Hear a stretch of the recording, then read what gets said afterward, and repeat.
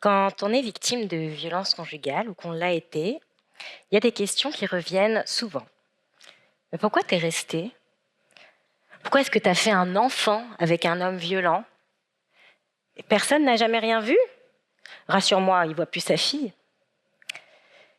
Des questions très intéressantes qui n'ont pas de réponse simple. En tout cas, moi, j'en ai pas encore trouvé depuis 5 ans qu'on me les pose.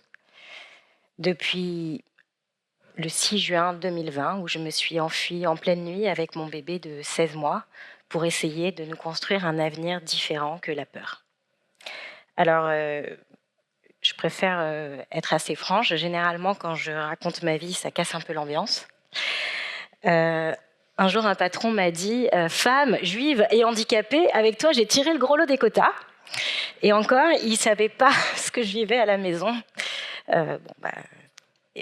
De toute façon, je n'étais pas capable d'en parler à ce moment-là et encore moins de le comprendre. Mais pourquoi est-ce que je suis restée? Peut-être parce que je croyais en l'amour avec un grand A, enfin celui qu'on m'avait raconté. Quand j'étais petite, j'adorais les contes de fées.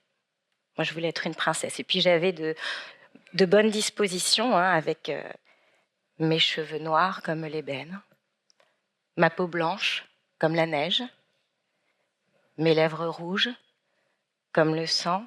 Tout le monde a la ref là parce que vous réagissez pas. Ok, d'accord. Bref, je voulais absolument être une princesse et je m'étais persuadée qu'un jour, il y aurait un prince charmant. J'avais pas tout à fait compris ce que ça signifiait, les contes de fées. En fait, j'avais pas compris que finalement, on ne devenait femme que lorsque on était choisi par un homme, qu'on le veuille ou non d'ailleurs, que du coup, on détrônait notre mère, qu'on était la seule à pouvoir devenir femme. Donc, on était en compétition avec toutes les autres femmes, et puis surtout, que les princes, finalement, pour pouvoir aimer et être aimés, ils devaient partir en guerre. Ils devaient conquérir leur amour. Et pour cela, ils devaient se battre contre des dragons ou des belles-mères. Enfin, souvent, c'est le même personnage. Mais en tout cas, c'est pas ce qu'il y a de plus pacifiste, l'amour, quand on nous le raconte enfant. Moi, j'y ai cru. Et puis, plus tard, j'ai lu beaucoup, j'ai découvert le romantisme. Généralement, les héros, ils finissent pas très bien. En tout cas, Roméo et Juliette, Tristan et Iseut, ça m'a pas convaincue non plus sur l'aspect harmonieux de l'amour tel qu'on nous le vend. Et puis, à l'âge adulte, moi, j'ai complètement adhéré à la culture ambiante qu'il faut pardonner, qu'il faut savoir demander pardon, que tout le monde fait des erreurs, que la violence aussi, elle est en chacun de nous.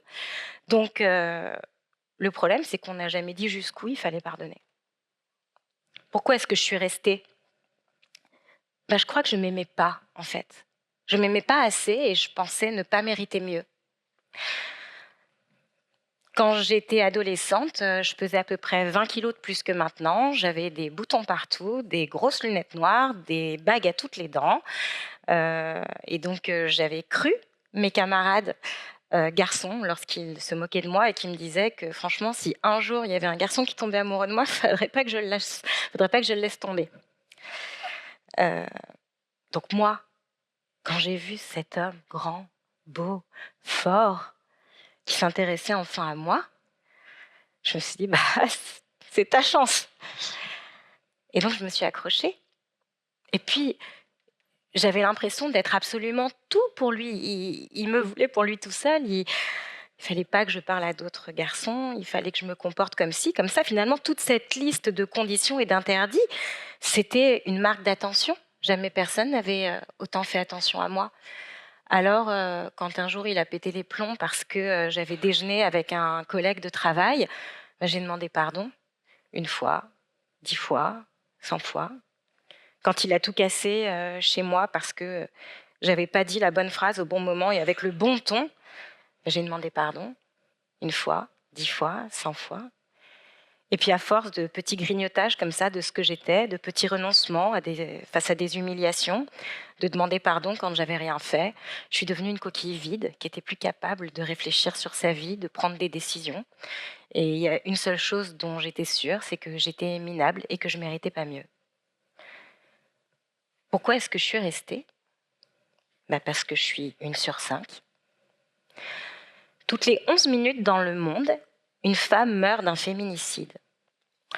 En France, près d'1 femme sur 5 vivra au cours de sa vie une relation toxique et donc dangereuse.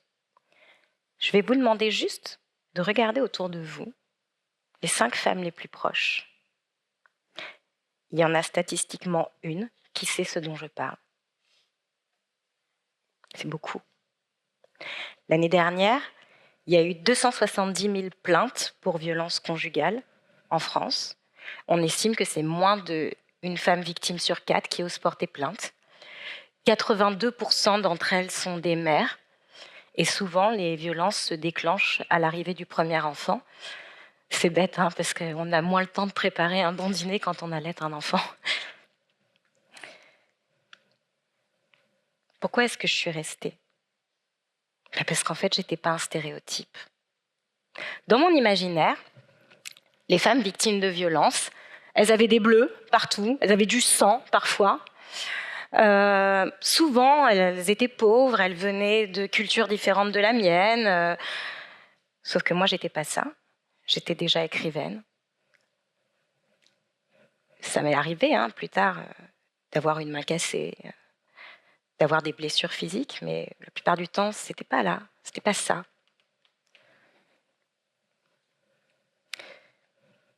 Quand je me suis retrouvée chez mes parents, puisque j'avais fui, avec mon bébé, dans ma chambre d'ado, je me demandais si j'étais folle.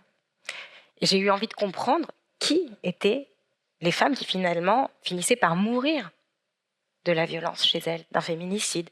Qui étaient les autres, ces 270 000? Donc j'ai mené une enquête. Pendant 3 ans, je suis partie à la recherche d'anciennes victimes, mais surtout de familles qui avaient perdu une fille, une maman, une sœur. Je voulais savoir qui elles étaient, si elles me ressemblaient quelque part, savoir si j'étais folle ou pas, et puis comprendre s'il y avait des points communs. Je suis arrivée à des conclusions intéressantes.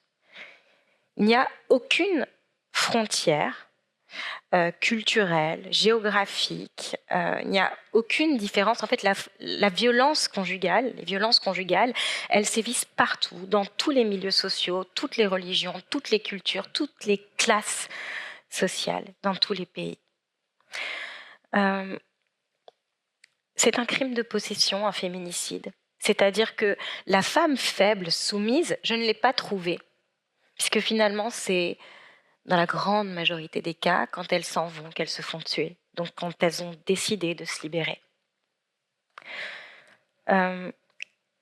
J'ai découvert aussi que les violences physiques qu'on nous rabâche, il faut partir à la première gifle, hein, moi j'avais toujours entendu ça, finalement c'est pas la majorité. Que les associations de terrain vous expliquent que dans 60% des cas de féminicide, la mort est arrivée au premier coup. Donc, le quotidien de ces femmes, c'était plutôt les autres formes de violence. Et en tout, il y en a 5. Donc, les violences physiques, bien sûr, les violences psychologiques, qu'on appelle désormais le contrôle coercitif. C'est toute cette manière que votre agresseur a de surveiller votre emploi du temps, de vous harceler, de vous pister, en fait, de faire en sorte que ce soit la peur qui guide votre vie, que par peur de la dispute, vous vous mettiez à changer. Il y a aussi les violences sexuelles, les violences économiques et administratives, et puis les violences matérielles. En gros, quand on casse tout autour de vous, qu'on vous plaque contre le mur, qu'on tape, qu'on fait un trou comme ça, mais qu'on ne vous touche pas.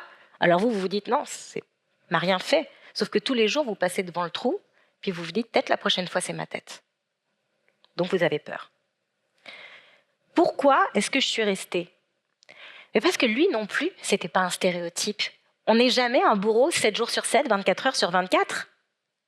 Et la plupart du temps, les hommes violents sont eux-mêmes le résultat d'une histoire de violence. Ils ont été des enfants qui ont été maltraités, qui ont été humiliés, qui ont parfois été abusés, qui ont été abandonnés. Et c'est pour ça qu'on reste. Parce qu'on voit le petit enfant qui souffre derrière l'adulte qui pète les plombs. Et puis, quelqu'un qui a des failles narcissiques, il a très envie d'aller sauver un pauvre petit enfant qui ne sait plus comment faire pour s'en sortir. Ça m'a pris des années avant de comprendre que On n'est pas responsable d'être malade, d'avoir des troubles. On est responsable de ne pas se soigner. Pourquoi est-ce que je suis restée ? Parce que j'avais peur de partir, j'avais peur de ne pas y arriver, j'avais peur d'être folle, j'avais peur de la justice, j'avais peur de la police, j'avais peur de ne pas savoir m'occuper de ma fille toute seule, j'avais peur qu'il se suicide, j'avais peur... Enfin, ça me semblait impossible tout ça. Pourquoi est-ce que je suis restée ? Parce que je ne voulais pas être une victime. J'ai toujours été forte. Et je crois que la violence, c'est l'arme des faibles. Et que justement, on vient chercher les personnes fortes pour aspirer ce qu'on n'a pas. Et je pense que c'est pour ça qu'il était venu me chercher. Pas consciemment. Mais du coup, ça me posait un vrai problème parce qu'en fait, la violence, on n'est pas victime comme ça tout seul. On est la victime d'un bourreau et un bourreau a besoin d'une victime. C'est un binôme. Donc, si je voulais plus être victime, en fait, c'est que je voulais plus être sa victime. Le problème, c'est que je l'étais. Et j'ai fini par partir. Et lorsque je me suis retrouvée libérée, en fait, je me suis rendu compte que je ne l'étais pas encore. Parce que j'étais perdue. J'étais perdue parce que je venais de passer 10 ans dans une cave, en dehors du monde, que je revenais un peu à la vie et que je n'avais plus aucun repère. Je ne savais plus vraiment qui j'étais. Et puis surtout, je n'avais assisté à rien. Je n'avais pas assisté au mariage de mes amis, aux naissances des premiers enfants, ou quasiment pas. Je n'avais pas assisté aux enterrements. Je n'avais pas partagé finalement la vie des autres. Donc je me retrouvais avec 10 ans entre parenthèses qui n'avaient servi à rien, ou en tout cas que je voulais absolument effacer. Sauf que quand on n'a pas d'âge et qu'il nous manque 10 ans, on est bancal. Et j'avais l'impression que si je voulais effacer tout ça et me présenter comme quelqu'un de libre, j'étais plus une bonne victime parce qu'une femme qui rigole, qui va de l'avant, etc., alors qu'elle est victime de violences conjugales, on ne la croit pas. Et moi, j'avais vraiment besoin qu'on me croie. Donc j'étais coincée parce que si je racontais ce que je vivais, j'avais mal. Et puis si j'effaçais le mal, j'étais bancale. Et j'ai eu un jour une vision. En fait, j'ai essayé de réfléchir à cette notion de temps. Et j'ai visualisé ma vie comme si elle était dans ma colonne vertébrale. Et je me suis dit, voilà, au milieu de ton dos, t'as un espèce de bloc entre deux vertèbres qui ne sert à rien. Le problème, c'est que si je l'enlève, je tiens plus debout. Enfin, je ne vous conseille pas d'essayer de marcher avec un trou dans votre colonne vertébrale. Et comment est-ce que je peux faire pour réintégrer cette partie sans que ça me fasse horriblement mal ? Eh bien, j'ai décidé de plonger à l'intérieur, d'y mettre de la lumière. Et quand je dis d'y mettre de la lumière, ça veut dire d'y mettre de la nuance, d'expliquer, de détricoter, de muscler, de gainer, de faire en sorte que ce bloc-là soit lumineux, qui permette aussi aux autres de comprendre ce que j'avais vécu, à moi de comprendre, à ma fille plus tard de comprendre. Et du coup, j'ai peu à peu réintégré mon temps. J'ai peu à peu réintégré ce bloc lumineux pour rendre à ma vie une linéarité. Alors bien sûr, il y a des moments où j'ai des alertes, il y a des moments où ça fait mal. Et bien justement, je me tiens encore plus droite et je mets encore plus de lumière. Et c'est comme ça qu'on se libère. C'est pas en effaçant, c'est en éclairant.